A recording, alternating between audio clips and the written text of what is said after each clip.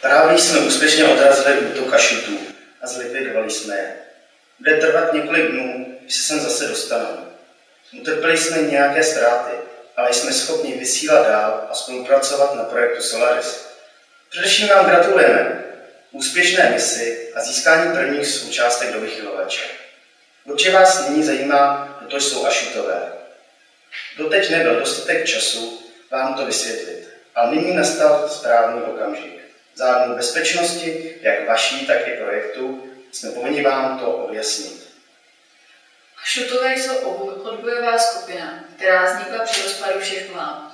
Jsou fanatickou sektou, která chce nechat planetu Zemi svému osudu a předtím vyčerpal veškeré zbylé zdroje. O její záchranu vůbec nestojí. Naopak, jsou radikálně proti ní. Dogmaticky věří, že to je osud, aby planeta takto zanikla a jiné řešení nepřijímají. Vůbec si nepřipouštějí a nevěří, že by Země ještě dala zachránit.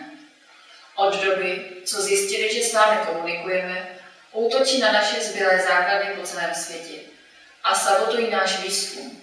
Povedlo se jim dokonce získat přenosové zařízení teleportu, které upravili.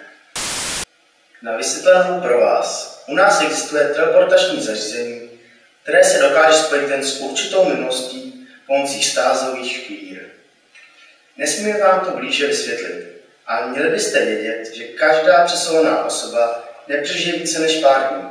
Počet dní je individuální a záleží na fyzické i mentální zdatnosti osoby.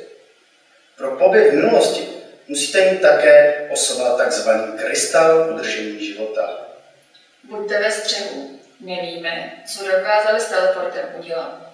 Pokud se s Ašuty setkáte, jsou schopni úplně všeho, aby splnili svoji misi.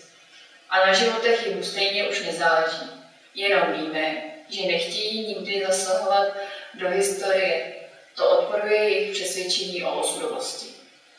Jen co dáme vědecký bunkr do fungujícího stavu, budeme vás kontaktovat se zadáním další mise. Nestrácíme naději.